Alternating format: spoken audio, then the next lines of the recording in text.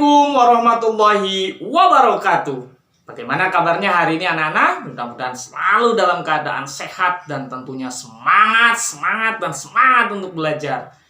Anak-anak, dunia terus mengalami perubahan dan tentunya kita tidak boleh berhenti untuk berubah, dan cara kita berubah adalah dengan tetap semangat untuk belajar. Kalau kita berhenti belajar, kita pasti akan digilas oleh perubahan. Dan Pak Dede berharap mudah-mudahan kalian terus semangat belajar ya. Anak-anak, kita akan belajar banyak hal hari ini.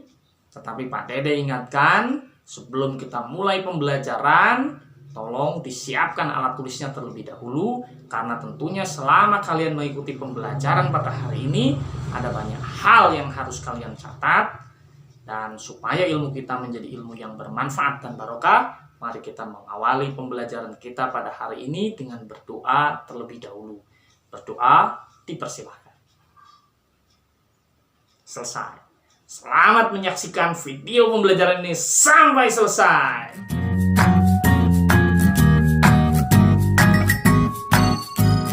Nah, anak-anak, hari ini kita akan belajar tema 2, subtema 2, pembelajaran 3. Tema 2 masih tentang persatuan dalam perbedaan. Adapun anak-anak, tujuan pembelajaran yang hendak kita raih pada pembelajaran hari ini ada 3 ya anak-anak. Yang pertama, setelah membaca teks, peserta didik mampu menentukan peristiwa penting tentang semangat persatuan dan kesatuan dalam bentuk peta pikiran berdasarkan teks sejarah menggunakan aspek apa, di mana, kapan, siapa, mengapa, dan bagaimana dengan menggunakan kalimat efektif. Yang kedua, setelah melakukan pengamatan dan membaca teks, peserta didik mampu mengidentifikasi cara hewan menyesuaikan diri dengan lingkungannya. Dan yang terakhir, yaitu yang ketiga, setelah melakukan pengamatan dan membaca teks, peserta didik mampu melaporkan cara hewan menyesuaikan diri dengan lingkungannya secara lisan dan tulisan. Anak-anak, kerjasama merupakan hal yang sangat penting dalam mencapai tujuan sebuah kelompok. Apakah kalian pernah melakukan kerjasama untuk mencapai suatu tujuan? Tentunya pernah, bukan? Nah, anak-anak, kali ini Pak Dede ingin mengajak kalian untuk membaca bersama-sama tentang pertempuran Ambarawa. Mari kita langsung saja membaca bersama-sama. Pada tanggal 20 Oktober 1945, tentara sekutu di bawah pimpinan Brigadir Bethel mendarat di Semarang dengan maksud mengurus tawanan perang. Kedatangan sekutu ini diboncengi oleh Netherlands in the Civil Administration atau yang sering disingkat dengan NICA. Namun, ketika pasukan sekutu dan NICA telah sampai di Ambarawa dan Magelang untuk membebaskan para tawanan tentara Belanda, para tawanan tersebut justru dipersenjatai sehingga menimbulkan kemarahan pihak Indonesia. Pada tanggal 26 Oktober 1945, di kota Magelang terjadi pertempuran antara pasukan Tentara Keamanan Rakyat atau TKR dengan pasukan gabungan Inggris dan NICA. Insiden tersebut terhenti setelah Soekarno dan Brigadir Bethel melakukan perundingan dan memperoleh kata sepakat. Namun, ternyata pihak sekutu mengingkari janji. Pada tanggal 12 Desember 1945, pertempuran berkobar di Ambarawa. Kolonel Sudirman langsung memimpin pasukannya yang menggunakan taktik gelar supit urang atau pengepungan rangkap dari kedua sisi sehingga musuh benar-benar terkurung. Setelah bertempur selama 4 hari, pada tanggal 15 Desember 1945, pertempuran berakhir, Indonesia berhasil merebut Ambarawa dan sekutu dibuat mundur. Kemenangan ini diperoleh berkat kerjasama dari seluruh rakyat di Ambarawa. Kemenangan pertempuran ini kini diabadikan dengan didirikannya Monumen Palagan Ambarawa dan diperingati sebagai Hari Jadi TNI Angkatan Darat atau Hari Juang Kartika. Nah, anak-anak, berdasarkan teks yang barusan kita baca, maka Pak Dede ingin mengajak kalian untuk mengisi peta pikiran berikut menggunakan kalimat efektif dan tentunya menggunakan rumusan 5W1H. Apakah kalian masih ingat dengan rumusan 5W1H? Tentunya kalian sudah sangat ingat sekali karena memang ini kita pelajari secara berulang-ulang di pembelajaran-pembelajaran sebelumnya. W yang pertama yaitu what ya, artinya apa. Kemudian yang kedua why, artinya mengapa. Lalu W yang ketiga yaitu who, artinya siapa. W yang keempat yaitu where, artinya di mana. W yang kelima yaitu when, artinya kapan. Dan yang terakhir adalah 1H yaitu how, artinya bagaimana. Pak Dede membuat pertanyaan dengan kata tanya apa, yaitu apa itu pertempuran Ambarawa. Kemudian kata tanya mengapa, Pak Dede membuat pertanyaan mengapa pertempuran Ambarawa terjadi. Lalu untuk kata tanya siapa, Pak Dede membuat pertanyaan siapa pemimpin pasukan Indonesia dalam pertempuran Ambarawa. Lalu untuk kata tanya di mana, Pak Dede membuat pertanyaan di mana tempat terjadinya pertempuran Ambarawa. Lalu kata tanya kapan, Pak Dede membuat pertanyaan kapan pertempuran Ambarawa terjadi. Dan kata tanya bagaimana, Pak Dede membuat pertanyaan bagaimana pasukan Indonesia bisa berhasil mengalahkan pasukan sekutu. Selanjutnya seperti biasa anak-anak, setelah kita membuat pertanyaan, maka kita akan mencari jawabannya dalam teks atau bacaan yang sudah kita baca. Mari kita bahas satu persatu, dimulai dari pertanyaan apa itu pertempuran Ambarawa. Dari teks kita akan menemukan jawaban bahwa pertempuran Ambarawa adalah pertempuran pasukan sekutu Danika dengan Indonesia di Ambarawa. Lalu untuk pertanyaan mengapa pertempuran Ambarawa terjadi, kita juga akan menemukan peristiwa penting atau jawaban ini dari bacaan, yaitu karena pihak sekutu mengingkari janji atau kesepakatan dengan pihak Indonesia sebelumnya. Lalu berikutnya pertanyaan siapa pemimpin pasukan Indonesia dalam pertempuran Ambarawa? Maka kita akan menemukan jawabannya dari bacaan, yaitu Kolonel Sudirman. Mari kita lanjutkan ke pertanyaan berikutnya anak-anak, yaitu di mana tempat terjadinya pertempuran Ambarawa. Kita akan menemukan di dalam bacaan di daerah yang disebut dengan Ambarawa, yaitu di Jawa Tengah.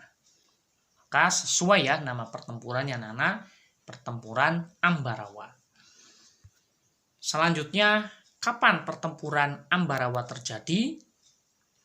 Di dalam bacaan kita akan menemukan jawaban bahwa pertempuran Ambarawa terjadi yaitu dari tanggal 12 sampai 15 Desember 1945. Dan pertanyaan yang terakhir yaitu bagaimana pasukan Indonesia bisa berhasil mengalahkan pasukan sekutu? Jawabannya adalah kemenangan pihak Indonesia diperoleh berkat kerjasama dari seluruh rakyat di Ambarawa. Nah, jawaban ini tentu kita dapatkan dari bacaan ya anak-anak, maka 5W1H bisa menggali informasi penting dari sebuah bacaan.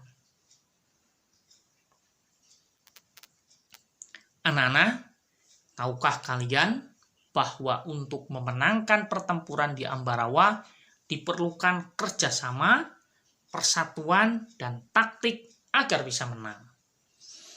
Nah, sebagaimana juga dikatakan oleh Edo ya di sini ya, Edo mengatakan saya setuju ya. Ternyata prinsip kerjasama, persatuan, dan taktik juga diperlukan hewan dalam menyesuaikan diri dengan lingkungannya. Bagaimana hewan menyesuaikan diri dengan lingkungan? Nah, ini yang akan kita pelajari bersama-sama ya anak-anak.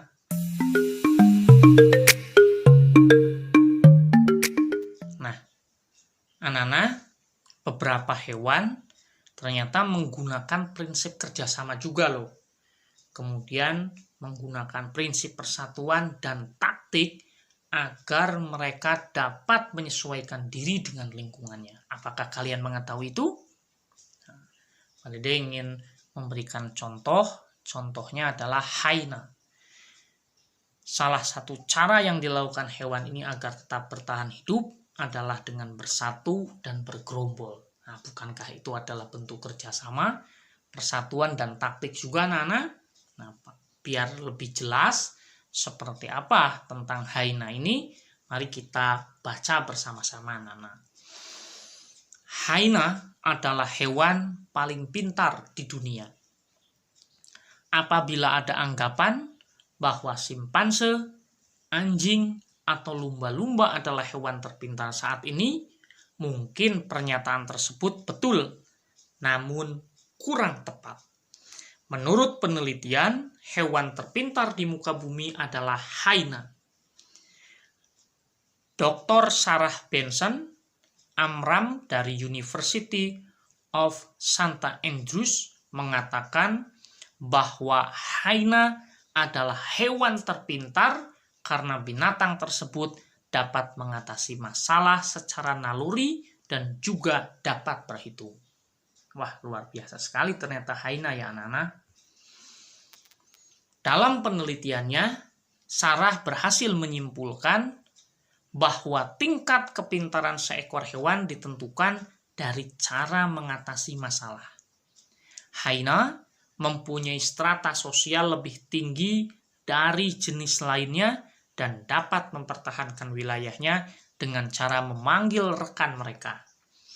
Hyena akan mengusir hewan lain yang masuk ke wilayahnya dengan cara bergerombol. Hewan ini dapat menghitung jumlah penyusup di wilayahnya dan memperkirakan berapa rekan yang harus hadir untuk mengusirnya. Hyena mempelajari cara untuk mengatasi masalah dari kesalahan dan percobaan. Hal ini seperti yang dilakukan manusia ketika menghadapi masalah, ungkap Sarah, seperti yang dikutip Telegraph tanggal 9 September. Dia juga menjelaskan bahwa walaupun banyak hewan lain yang melakukan metode seperti yang dilakukan hyena, namun hewan ini lebih cepat dalam melakukannya. Hyena lebih kreatif daripada hewan lainnya, lanjut Sarah. Mungkin di kemudian hari, karena dikatakan lebih pintar, maka NASA dapat menggunakan hyena sebagai penelitian keluar angkasa. Selama ini, NASA hanya menggunakan simpanse dan beberapa hewan kecil lainnya untuk hal tersebut. Nah, bacaan ini sumbernya dari merdeka.com. Nah, dari bacaan yang sudah kita baca bersama tentang hyena, ada beberapa pertanyaan yang ingin Pak Dede ajukan. Apakah kalian tadi menyimak bacaan yang telah kita baca bersama-sama? Pertanyaan pertama, bagaimana cara hyena mempertahankan diri dan wilayahnya? Ada yang masih ingat apa jawabannya? Iya, betul. Jawabannya, cara hyena mempertahankan diri dan wilayahnya adalah dengan cara memanggil rekan mereka. Nah, pertanyaan berikutnya anak-anak. Apa perbedaan hyena dengan hewan lainnya dalam mengatasi masalah? Ayo, siapa yang masih ingat? Iya, betul. Jawabannya, hyena dapat menghitung jumlah penyusup di wilayahnya dan memperkirakan berapa rekan yang harus hadir untuk mengusirnya. Nah, kira-kira apa kesimpulan tentang bacaan yang sudah kita baca tentang hyena, hewan yang paling pintar di dunia? Ya, tepat sama ya kesimpulannya dengan kesimpulan yang pada dibuat. Menurut penelitian, hewan terpintar di muka bumi adalah hyena, karena binatang tersebut dapat mengatasi masalah secara naluri dan juga dapat berhitung. Nah, hyena mempelajari cara untuk mengatasi masalah dari kesalahan dan percobaan. Nah, anak-anak, kalian sudah mengetahui bagaimana hyena mempertahankan diri. Sekarang kita akan mencari tahu bagaimana cara hewan lain beradaptasi. Mari kita mulai dengan cara hewan beradaptasi. Yang pertama yang disebut dengan kamuflase. Coba kalian amati binatang apa yang ada pada gambar. Betul ya, ini adalah belalang sembah. Apakah kalian pernah melihat belalang sembah? Tentunya sudah sering, bukan? Nah, Nana, hewan ini yaitu belalang sembah menyesuaikan diri dengan kondisi tempat yang sesuai dengan tubuhnya. Misalnya belalang daun dan belalang sembah. Belalang sering hinggap pada daun untuk menyesuaikan warna dan bentuk tubuhnya. Nah, inilah yang disebut dengan kamuflase. Selanjutnya, anak-anak, kemampuan adaptasi pada hewan ada yang disebut dengan mimikri. Coba kalian amati gambar yang ada di paling atas. Itu hewan apa, anak-anak? Ya, itu adalah bunglon. Betul ya. Bunglon menyesuaikan diri dengan mengubah warna kulitnya sesuai dengan tempatnya berada. Misalnya, ketika bunglon berada di batang kayu, warna kulitnya berubah dari hijau menjadi kecoklatan dan kehitaman, atau sebaliknya. Perubahan warna ini membuat bunglon mampu membaur dengan lingkungannya. Kemudian ada kemampuan adaptasi pada hewan yang disebut dengan autotomi. Autotomi yaitu melepas bagian tubuh.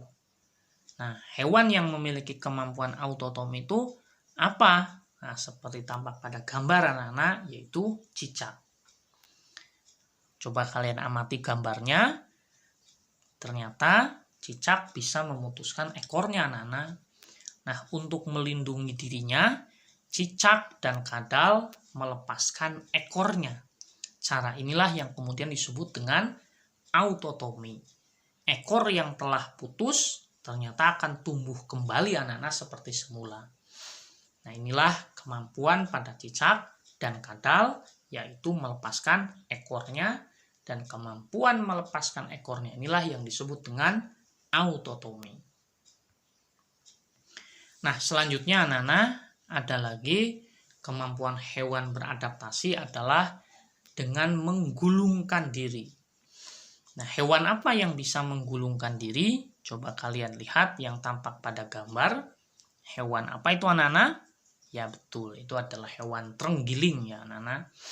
Nah, terenggiling melakukan penyesuaian diri dengan menggulungkan tubuhnya membentuk spiral. Cara ini dilakukan untuk melindungi diri dari serangan musuh.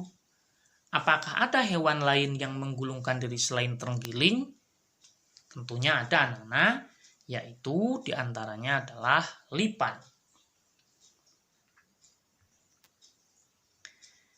Nah, sekarang Kak Didi ingin mengajak kalian untuk mencari tahu bagaimana hewan berikut ini menyesuaikan diri. Coba kalian perhatikan hewan yang ada di bawah, pada gambar yang ada di bawah itu adalah cumi-cumi. Apakah kalian tahu apa kemampuan adaptasi pada cumi-cumi? Iya, ternyata sama ya. Seperti jawaban Pak Dede, cara cumi-cumi beradaptasi atau menyesuaikan diri adalah dengan mengeluarkan cairan seperti tinta agar terhindar dari hewan lain yang ingin memangsanya. Kalau kalian pernah makan cumi-cumi, maka bagian dalamnya itu ada seperti cairan berwarna hitam ya anak-anak. Nah, cairan berwarna hitam itu ternyata fungsinya adalah untuk ya membuat keadaan sekitarnya itu menjadi hitam ya, karena disemprotkan tinta, sehingga kemudian dia bisa melarikan diri dari pemangsanya. Nah, berikutnya ada walang sangit. Ada yang tahu bagaimana cara walang sangit menyesuaikan diri dengan lingkungannya? Iya, tepat sekali ya. Bentuk penyesuaian diri walang sangit terhadap lingkungannya adalah dengan cara mengeluarkan bau atau aroma yang menyengat untuk melindungi diri dari serangan predator atau pemangsa yang akan memangsanya. Ini sudah khas sekali anak-anak, walang sangit mengeluarkan bau ya, yang khas sekali. Kemudian berikutnya ini ada siput. Kira-kira apa cara penyesuaian dirinya anak-anak? Iya betul ya, seperti yang tampak pada gambar ya, terlihat sekali bahwa siput menyesuaikan diri dengan cara berlindung pada cangkang yang keras untuk melindungi diri dari musuh. Nah, mari kita menuliskan kesimpulan yang telah kita bahas bersama tentang cara hewan beradaptasi pada diagram berikut ini ya. Kita tuangkan yang pertama belalang sembah. Belalang sembah menyesuaikan diri dengan kondisi tempat yang sesuai dengan tubuhnya, yang sering disebut dengan istilah kamuflase. Kemudian bunglon. Bunglon menyesuaikan diri dengan mengubah warna kulitnya sesuai dengan tempatnya berada, atau kemampuan ini sering disebut dengan mimikri. Nah, berikutnya ada cicak ya anak-anak. Kesimpulannya, untuk melindungi dirinya, cicak dan kadal melepaskan ekornya atau yang sering disebut dengan autotomi. Kemudian ada cumi-cumi ya. Tadi kita juga sudah membahas cumi-cumi, bisa kita simpulkan bahwa cumi-cumi melindungi diri dengan mengeluarkan tinta. Kemudian ada walang sangit. Masih ingat tadi walang sangit? Ya, walang sangit melindungi diri dengan mengeluarkan bau atau aroma yang menyengat, sehingga dia bisa menyelamatkan diri dari pemangsanya anak-anak. Dan kemudian yang terakhir yaitu siput. Siput melindungi diri dengan cara masuk ke dalam cangkangnya yang keras, sehingga dia akan aman ya di dalam cangkang.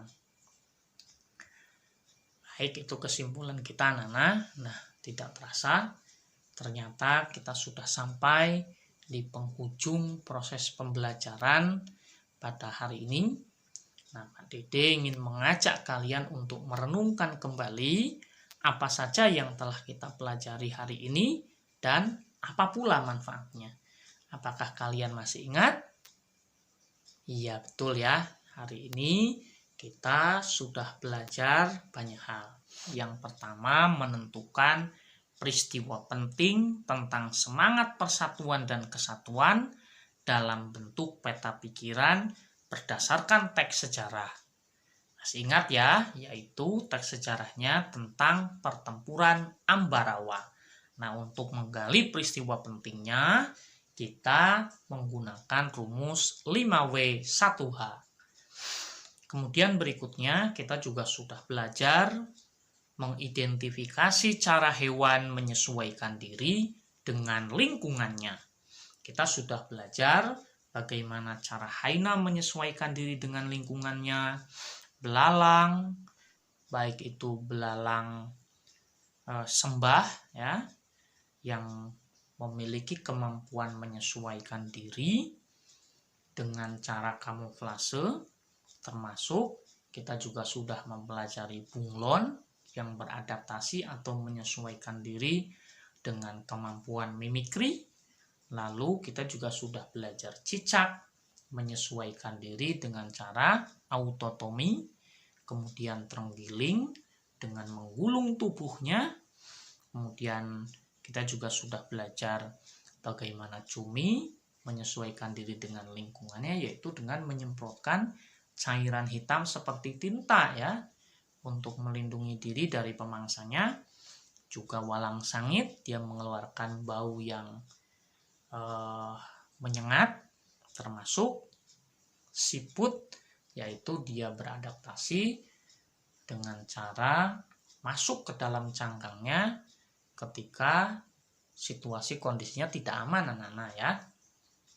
Nah, kita sudah belajar mengidentifikasi cara hewan menyesuaikan diri dengan lingkungannya, termasuk kita juga sudah belajar bagaimana membuat laporan ya berupa kesimpulan dari cara hewan menyesuaikan diri dengan lingkungannya ke dalam bentuk diagram ya anak-anak. Nah, tentunya ini akan menjadi pengetahuan yang sangat berharga bagi kita ya anak-anak, terkait cara hewan menyesuaikan diri dengan lingkungannya. Juga tentunya kita akan semakin terampil untuk memahami sebuah bacaan, karena kita sudah berlatih terus-menerus dalam beberapa pembelajaran sebelumnya pun sudah kita lakukan terus-menerus, yaitu menggali informasi penting dari sebuah bacaan menggunakan rumus 5W1H. Nah, pada akhirnya Pak Dede mengucapkan terima kasih yang sebesar-besarnya kepada kalian semuanya karena sudah menonton video pembelajaran ini sampai selesai dengan penuh semangat tentunya ya. Dan Pak Dede memohon maaf apabila ada kata-kata yang kurang berkenan atau terdapat kesalahan dalam penyampaian pembelajaran pada hari ini. Mudah-mudahan ilmu yang kita pelajari menjadi ilmu yang bermanfaat dan barokah tentunya anak-anak ya. Pak Dede ingin mengajak kalian untuk menutup kegiatan pembelajaran ini dengan berdoa secara bersama-sama di dalam hati. Berdoa di dalam hati dipersilahkan. Selesai, ikuti terus video-video pembelajaran berikutnya. Assalamualaikum warahmatullahi wabarakatuh.